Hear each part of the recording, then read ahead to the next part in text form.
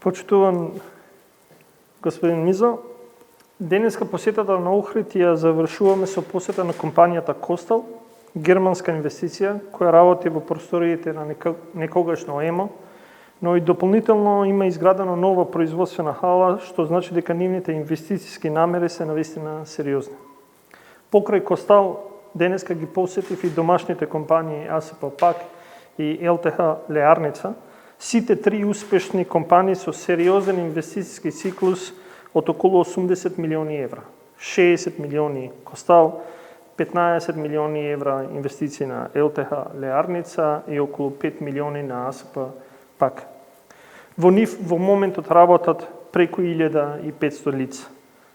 Преку 800 вработени во Костал, преку 500 вработени во ЛТХ Леарница и АСП ПАК преку 300 вработени. Сите се целосно извозно ориентирани, конкурентни на меѓународните пазари. Овие три компании, но и некои други кои денес не ги посетивме, се навистина значајни за Охрид и регионот.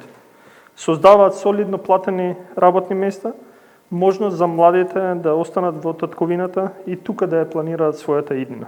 Но имаат голем импакт во раздвижувањето на локалната економија користечи производи и услуги од други локални компании. Ние како влада ќе продолжиме со поддршка на компаниите која би можел да кажам дека ќе се движи паралелно во 5 насоки. Привлекување на реномирани странски компании кои произведуваат производи со повисока додадена вредност и одржување на добра комуникација и грижа за странските компании кои веќе работат во земјата. Поддршка на домашните компании за технолошки развој, дигитализација, внесување на иновации и поголема конкурентност на меѓународните пазари. Поврзување на домашните и странските компании, односно се повеќе домашни компании да бидат дел од вредностните ланци на големите меѓународни компании. Четврто, креирање квалитетни и подобро платени работни места за нашите граѓани. И на крај, потикнување на компаниите, независно дали се домашни или странски, да инвестираат во центри за истражување и развој, што е всушност и основата за поголема продуктивност, повисоки приходи и иновации. Компаниите се они кои создаваат економијата. Тие се базата на економскиот развој. Владата создава и ќе продолжи во насока на креирање на политики и мерки со кои ќе се стимулира стопанството за нови работни места, за подобар живот на граѓаните. Благодарам. Во октомври навршивме 4 години од официјалниот почеток на работа на инвестицијата на Костал во Македонија.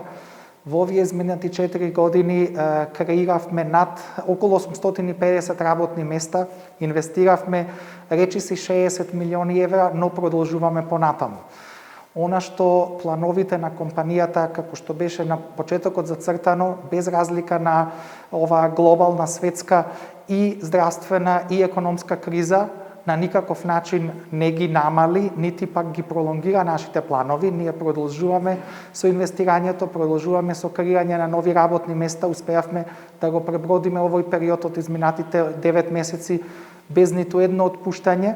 Планираме до крајот на годината да стигнеме до речиси 850 вработени. Идната година уште над 250 работни места ќе бидат креирани во нашата компанија, но и нови производни линии, некои од најсофистицираните производи кои на глобално ниво ги произведува Костал ќе бидат лоцирани токму тука во Охрид. Во моментов работиме за BMW, за Mercedes, за Porsche, за Volkswagen, за Audi, за Tesla, за Rolls-Royce.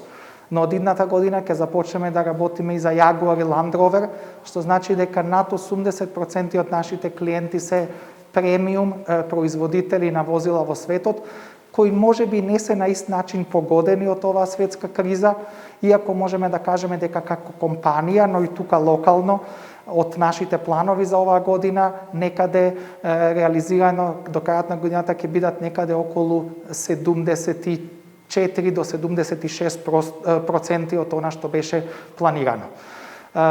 Поддршката која владата ја даде, посебно она што за нас беше важно, не само како Костал, туку за голем број на компании од нашата дејност кои работат во Македонија, беше првиот бран на изедначување на царинските стапки со оние царински стапки кои постојат во Европската Унија и веќе го гледаме влијанието и оно импакт во месец ноември, каде што нашата конкурентност е драстично зголемена.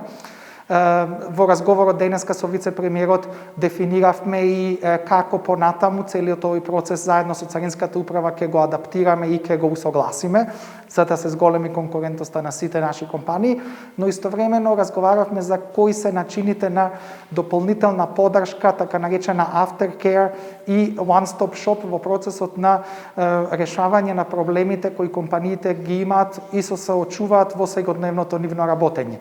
Не до толку оперативни проблеми, но оние проблеми што значат подобрување на регулаторните системи на работа на државата и на целата бизнис и инвестицијска клима. Така да ние како компанија активно ќе се вклучиме во процесот на дополнителни инвестиции и нормално поддржување на наши клиенти, но и наши конкуренти, каде што ќе кажеме како и до кој степен сме задоволни со работата во Македонија, бидејќи сметаме дека што повеќе инвестиции дојдат во државата, тоа е подобро, не бидејќи се зголемува конкуренцијата меѓу компаниите, што е здраво, но истовремено што Македонија ќе биде увидена посебно како еден важен играч во автомобилската индустрија и еден од главните регионални дестинации за инвестирање.